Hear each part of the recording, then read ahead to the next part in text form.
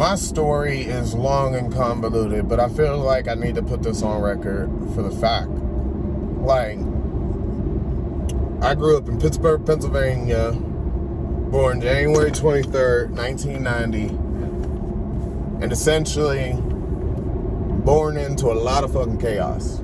Just crazy. Some of my earliest memories were like drive-by shootings happening and a little girl getting killed, you know, my mom going to jail, my dad not being there, you know, some of my earliest memories.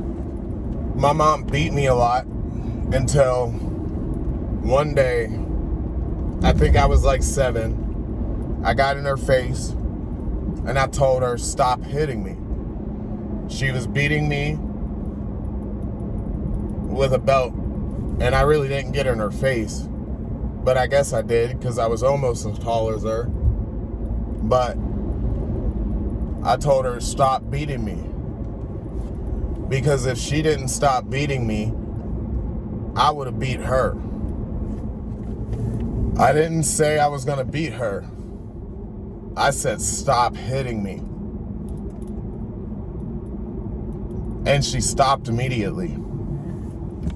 I'm not sure how old I was, but I know I was in the 2nd grade. I was having trouble in school with reading, but the math was always easy. I was always trying to figure out why things were the way they were, why we never had enough money. And then, like, yeah, you can kind of blame it on the economy. You can kind of blame it on drug addiction. But there's a lot of contributing factors that would influence the cost of living for an individual. Specifically a single parent. When I was in the 3rd grade, I learned about poetry. And I learned that that's kind of what music was based around. Rap music. Rhyme and poetry. Rap. R-A-P. So I started writing poetry. At first, my poetry was pretty depressing.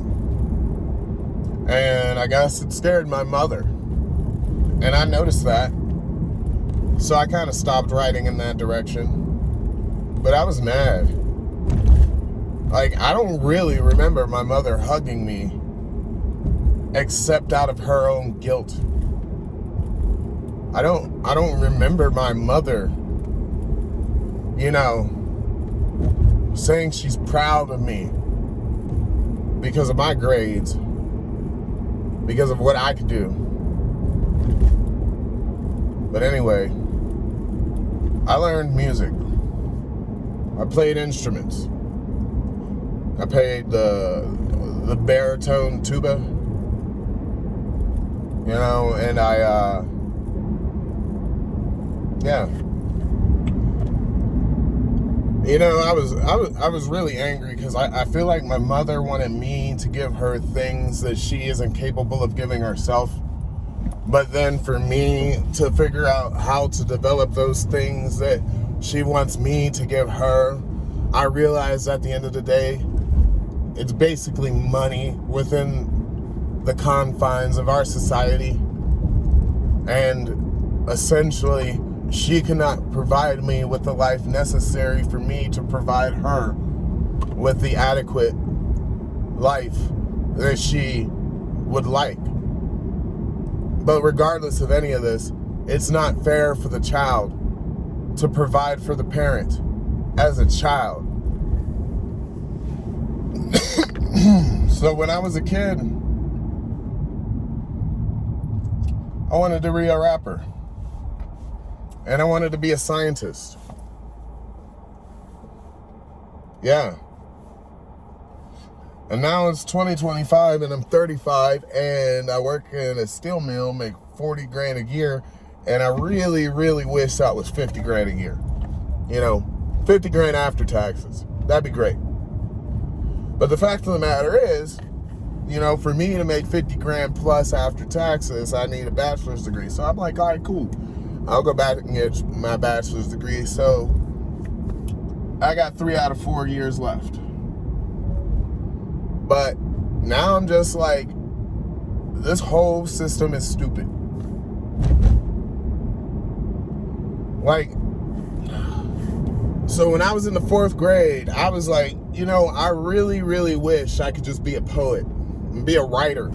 And that would make me money, because that would make me happy. But then I realized, hey, you don't really make money as a poet unless you're really, really good and really, really lucky. And then you don't make money as a musician or a rapper unless you're really, really lucky or really, really good. And this is me in the 4th grade, so I'm like, okay, I can get to really, really good. All right. So I learned music, and I took music class, and I started playing the tuba, like I said, and, you know, I started learning the fundamentals of that. And honestly, at home, we didn't have any money, so I didn't have things like cable TV, and I had a PlayStation 2 in probably about, 2002. So, I mean, essentially, it took me a really long time to find entertainment as a child. So, as a child, I spent a lot of time writing in a journal. I spent a lot of time doing my homework. I spent a lot of time actually trying to learn things. I spent a lot of time at the library. And now, like, I didn't go to college, so I don't qualify for these jobs that y'all say y'all got that offer that 70 grand a year that would actually pay my bills and help my family out. And yeah, I'm frustrated because it's stupid. Like, they try to tell you that, oh, you don't need a college degree. You don't need this. You don't need that. Okay, yeah. Wait until you put your application in the pile of applications and they throw it out, because obviously there's this pal with a degree and this pal without a degree.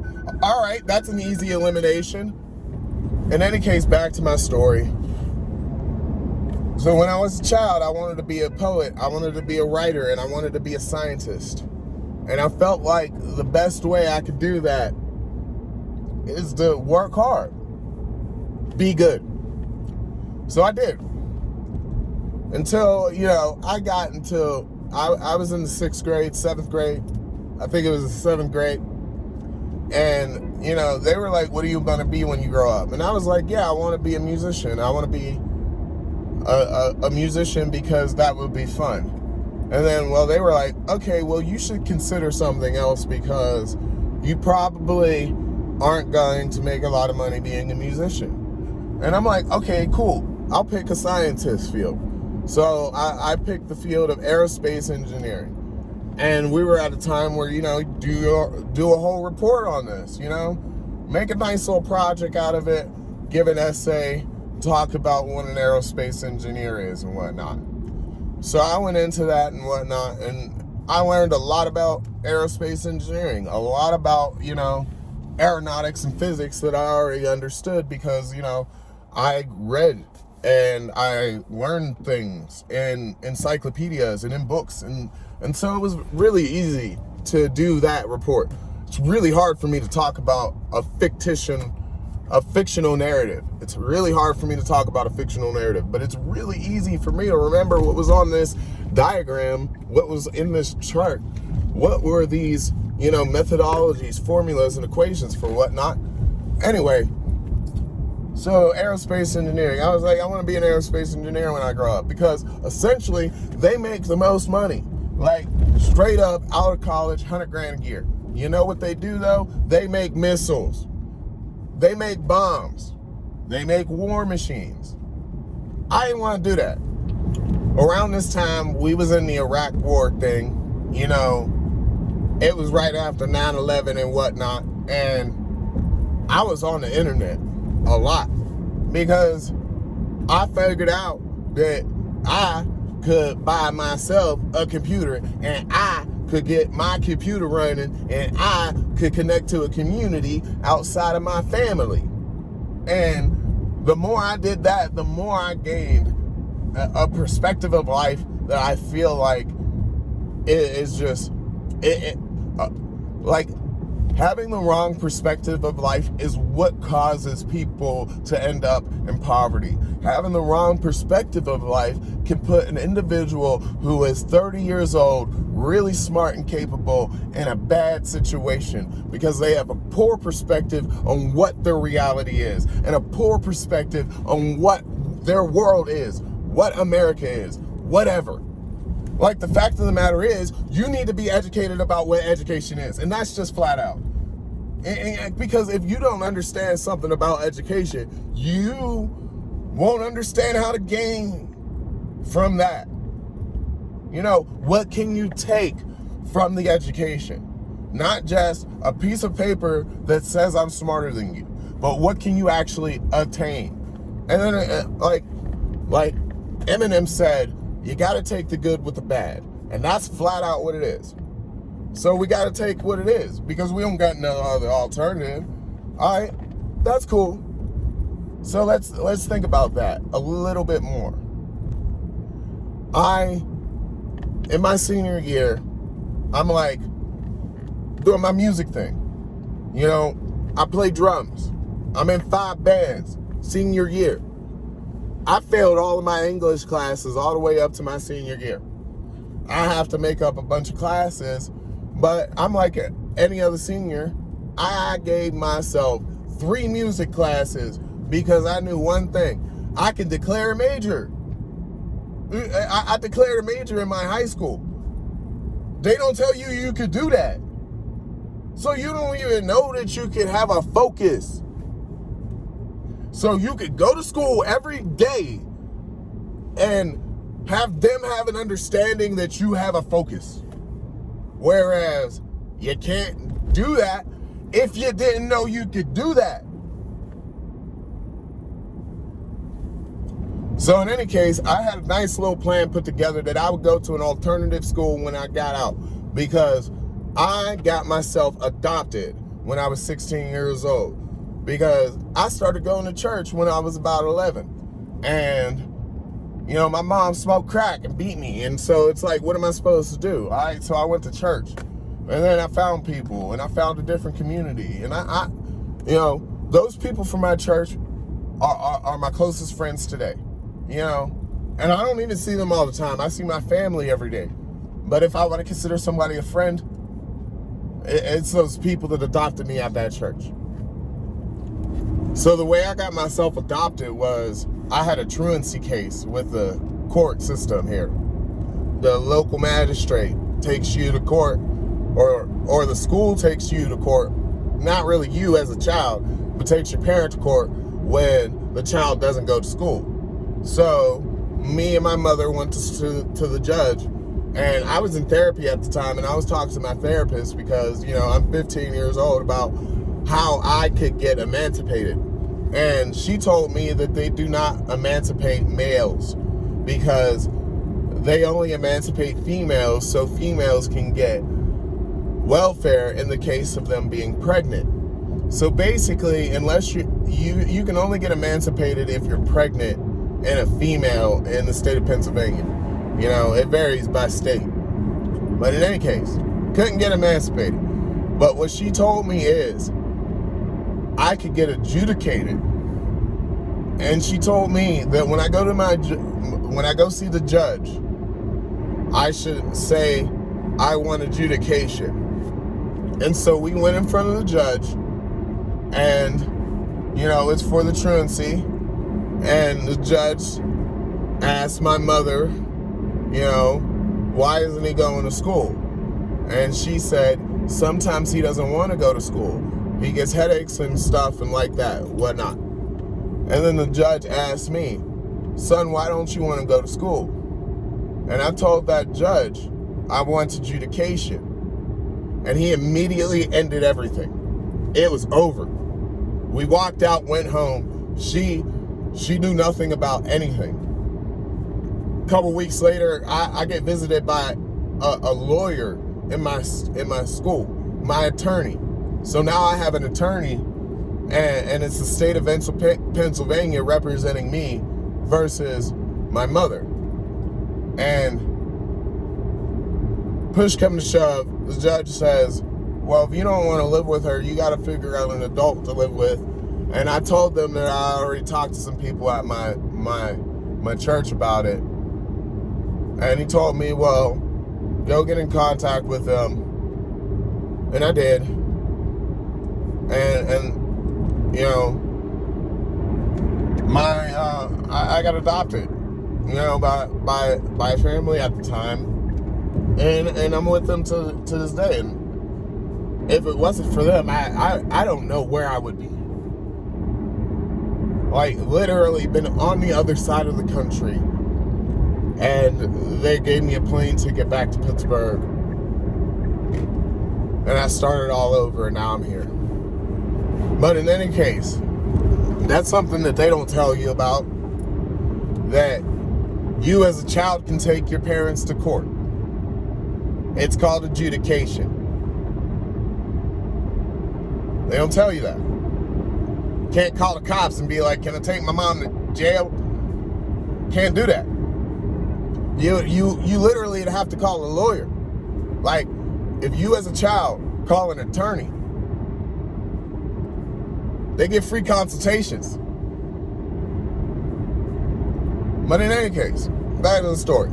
They don't educate you about education. Like, I went to an alternative school, so I had to make up all of my English classes. And the state gives you this opportunity to do that. But I got adopted. And so I had a lot of resources that a lot of people didn't have. Because a lot of people don't know anything about independent living programs. And a lot of kids have no interest in going into an independent living program. But there's a very few that do want to be in an independent living program, particularly because their home life isn't that good. So I was in an independent living program, and I was in an alternative school. And at the alternative school, I was like, dude, can I just take a test and be done with this? And they were like, yeah, it's called your GED. And I was like, what? I can just take my GED and go to college? They was like, yeah. So I did. Like, what the fuck? They don't educate you about education. They don't educate you about education. All of those kids that said that they went to college when they were 13 years old, that you seen on the news when you was a child, that prodigy or whatnot, the only test that they pass to go to college is the GED. Like, if you were 13 years old and you wanted to go to college today, education about education, how do you do that? You get your parents to sign a piece of paper that says you're allowed to go take your GED test. You go take your GED test. You pass your GED test. You get your parents to sign another piece of paper that says you want to go to college. Your parents actually have to pay for it at that point in time, because obviously you can't take out a loan at 13 years old.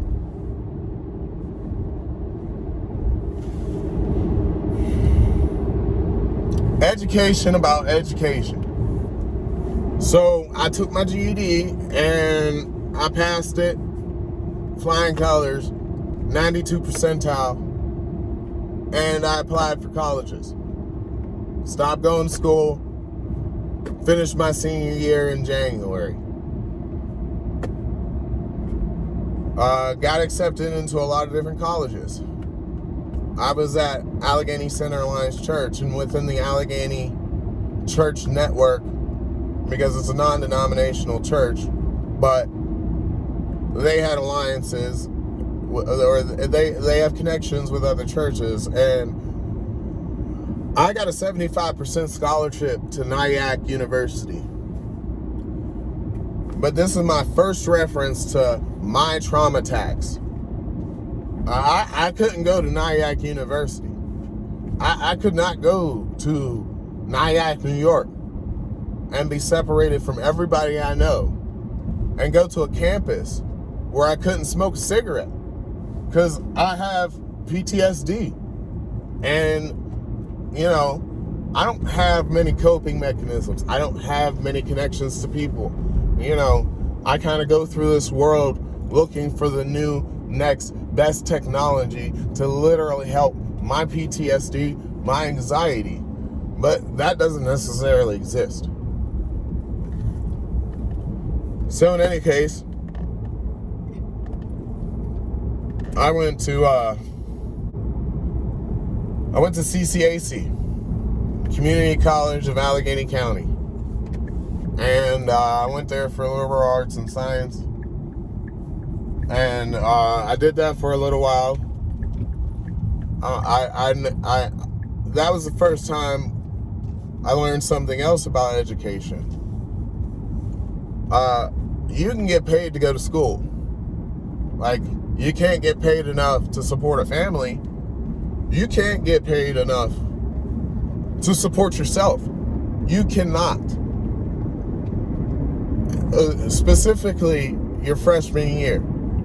You know, I heard about, you know, when you get into a graduate program, you can get some more loans, you can teach some classes, and you can get by. But as an undergraduate, you can get like a couple grand a semester. It's not a lot, but you can buy a car. And so this is education about education. The government gives you money to go to school. So I went to college for liberal arts and science. And I went there for that because I wanted to be a musician, and it's the only associate's program that would target those credits at a different university. But when I was going to college, I was lonely because the people I connected to didn't go to college. The people that had my life experience, they was on the streets. A lot of those people, they ain't even here no more. There's people like me. We have a hard time. Like, we have a hard time just maintaining composure. And not even maintaining composure under pressure. We have a problem maintaining composure in a society where everybody fronts. Everybody pretends. Like you say, how's it going? They say good. When in reality, the country went to war. What? It's like, it's a two-sided coin, and everybody always wants to look at their heads or their tails. But they don't want to take into the account the other side of the coin. I feel like the greatest thing that I've understood about this world is a perspective difference. And honestly, me being in college at CCAC was hard because of the perspective difference that I seen from my psychology class and my anthropology class and the students that I would sit next to, you know, where we're just different, you know. I seen dead bodies on the ground. You went to Disney World. So I dropped out, and yeah, I lived on the street. I traveled around the country. I tried to be a rapper. I did grind time battles. They didn't get published, but I did a battle. I feel like the objective of American society has been boiled down to a consensus that things will be okay.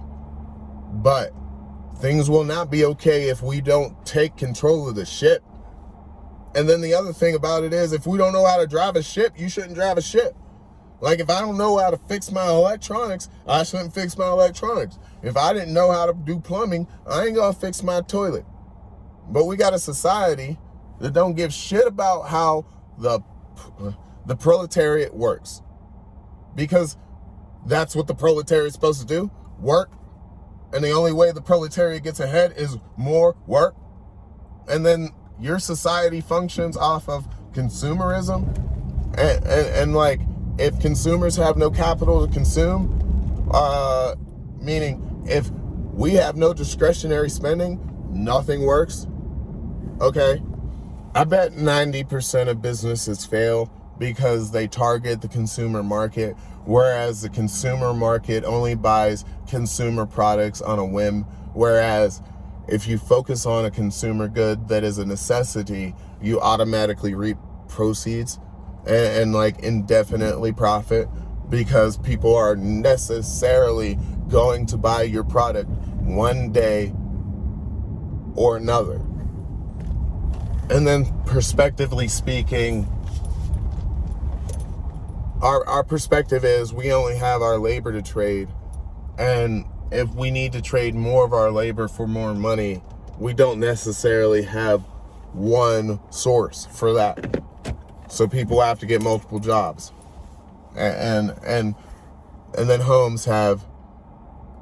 then we have homes that have single incomes.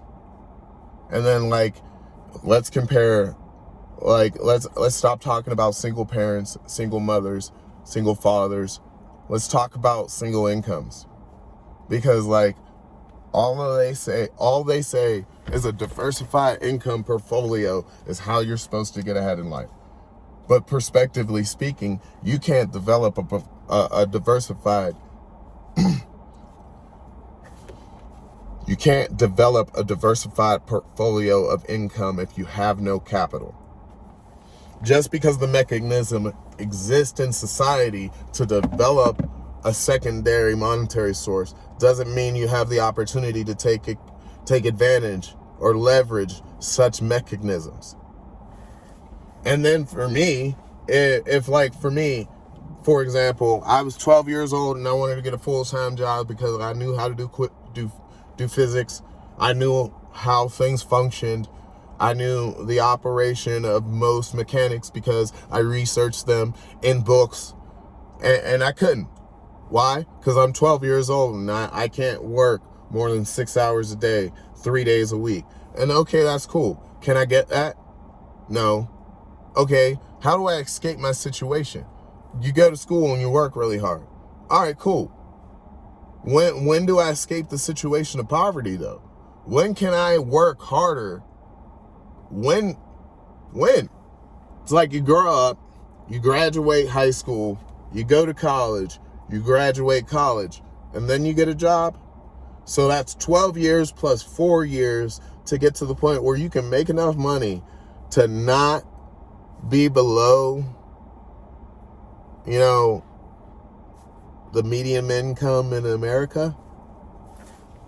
And then how do you get to the median income in America? Because I heard that's like 80 grand. If 1 out of every 100 people make 10 times as much money as everybody else, what does that do to the average economy? Okay.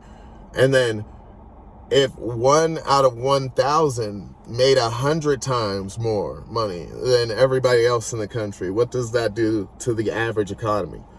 And then what if that person makes 1,000 times more than the average person in America? What does that do to the average? That makes the consumer market disproportionate to the average income. Like if you eliminated the whales from the economy and only looked at the proletariat, if you only looked at the working class, what would you see? Would you see a society that doesn't necessarily have the capability of sustaining such level of growth without being subsidized in some manner? And then the funniest shit is if Elon Musk subsidized the American people right now, it'd probably not cost him more than $350 million or some shit, right? And then this motherfucker could go flex his Teslas and how he sold so many Teslas. Motherfucker, if you give motherfuckers the ability to buy your Tesla, they buy your Tesla. But if only 1 out of 100 people have the ability to buy your Tesla, they can't buy your Tesla. And if only 1 out of 100 people have the ability to do the things in life to make their life cheaper, to make their cost of living lower, they can't do that. They can't do that. And I mean, like, here's the thing here. We don't make any of the things that we want to buy. And then there's a lot of kids that want to buy stuff and are really curious about how to make those things that they want to buy. But we don't have the ability to educate those people how to do those things that they want to do. We don't have the ability to educate children on how to make those toys that all children love to make. Because, wow, if somebody can make something they can play with at the end of the day, would they work hard on making that? Ooh, wow. And what if that was just an electronic? Ooh. So when y'all talk about how we don't have the labor force to do things like lithography and deposition, y'all bullshit. Flat out. Y'all bullshit. We live in a society where we expect advancement, but we are only met with stagnation. And then it's basically because the nation only sees in a 4-year perspective, when in reality, we've basically been in the same situation since the Great Depression and before. Because since the evolution of industrialization and the ability to make a product en masse, we haven't focused on the humanitarian crisis that was there to begin with. And I'm not talking about slavery. I'm talking about how, the slums of New York now became the slums of San Francisco. It only took 100 years. So, I mean, at the end of the day, was there advancement or was there migration? At the end of the day, at the end of the day, I can only go to work and work as hard as I can. But if at the end of the day, I'm limited by how hard I can work, by how much work there is, that's the problem within our society. There's plenty of people that want to work, but there's plenty of people that only have 8 hours in their day. And then there's all of these people that want to maximize the amount of money they can acquire in 8 hours a day. And then there are companies that want to maximize how much money they can make in an 8-hour period or 24-hour period or whatever period of time that they want to segment their money into. But here's the thing, is that if everybody's making money on everybody else, how is anybody profiting? If all of our money goes to everything that we have to live,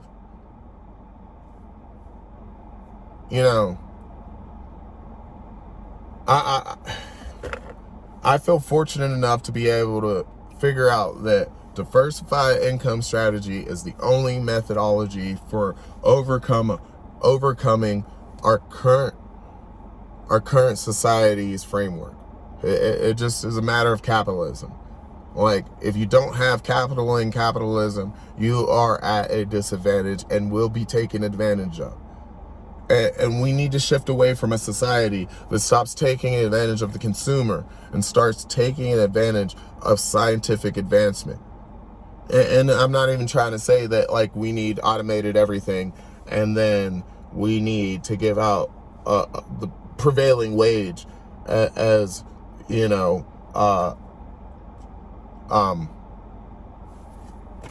universal basic income. I'm not talking about universal basic income, because I feel like at the end of the day, you shouldn't be paid by the government to go buy a TV.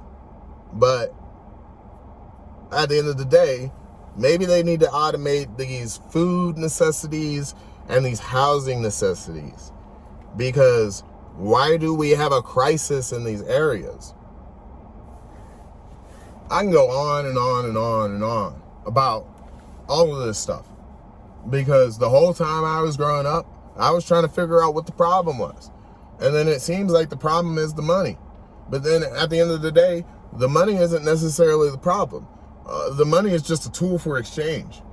So at the end of the day, what's the need? Okay, is the problem the need? Do we need oil? Do we need food? Do we need housing? Okay, yeah, we need all of these things. Do we have these things in-house? Yes. Can we provide these things in some sort of welfare program? No. Okay, and then we have like social, we have Section 8, and that's cool and whatnot. But here's the thing. If you needed a place to live today and you had to wait 3 years to get a freaking Section 8 voucher, but then they can't contact you, you lose your spot in line and you have to start all over, but you were homeless because it was kind of really hard for you to maintain contact with people and, be fresh enough to go to a job interview and, get the job. That'd be really hard, wouldn't it? Wow. At the end of the day, this is my story. This is my conclusion. We need to figure out how to make more stuff. And I mean, like, that's just flat out what it is. Like, I seen one guy who was, he engineered a thing for neck pain and it vibrates and it's heated. And I'm just sitting here thinking like, okay, what if you had to make millions of those? Okay, bringing that product to scale is unfeasible within our current capitalistic society, because what's the profit margin on a exclusive product that not necessarily everyone needs? Okay, that's what it is.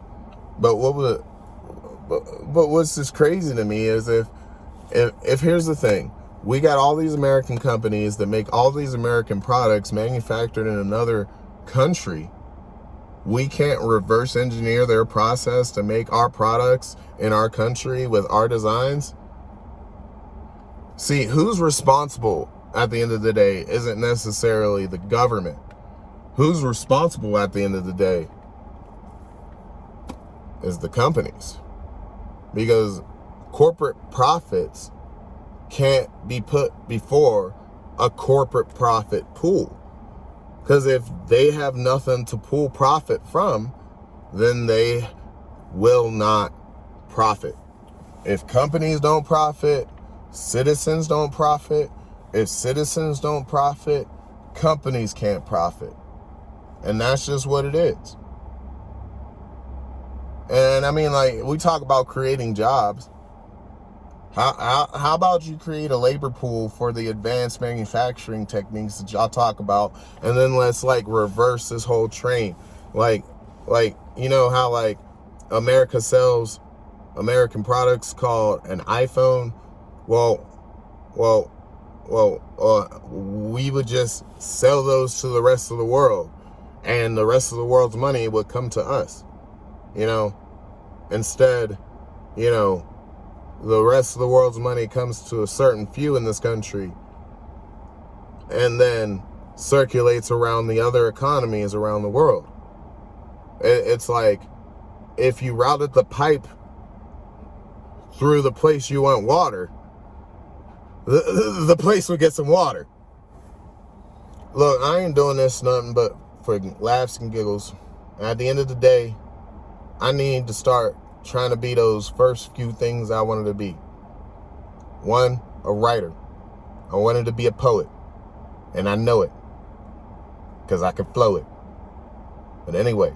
2, I wanted to be rapping like Max Verstappen. And I ain't doing that. But that's cool. And then 3, I wanted to be a scientist. So, what's the poetic ending to America? Like and subscribe, please. And if you want to support me, I'm going to set up a Patreon. And, if you want to support me, give me 10 likes and I'll set up a Patreon and I'll give you a little bit more of insight into my life. But until then, I'm going to make a lot of videos about current events, and specifically the advancement of society, the advancement of science. But I want to put it in perspective that the working class can at least relate to. Like, Like, for example, I found out about Meshtastics. Meshtastics is these radios that send text messages without a service provider. So it's basically like a beeper, because you can't make phone calls, but you can send text messages. And if we had nodes of this all over the country, you know, we don't necessarily need cell phones to communicate and text. We need cell phones to be phones. And then no one uses phones anymore. Like, people are afraid to call people. So I'm a try to make videos like that. I'm gonna try to incorporate B-roll, and I'm gonna try to put professionalism into the production. You know, when I was a kid, I wanted to create music, and I wanted to create my own record label. And so I made a PayPal, and I made my PayPal Creative Intelligently Designed Entertainment. And now I want to make Creative Intelligently Designed Enterprises. Because at the end of the day, diversification of income sources is not only what we need as a society, but what everybody needs. Corporations, government entities, everybody. So please like and subscribe, and I'll catch you later. Appreciate it. Peace.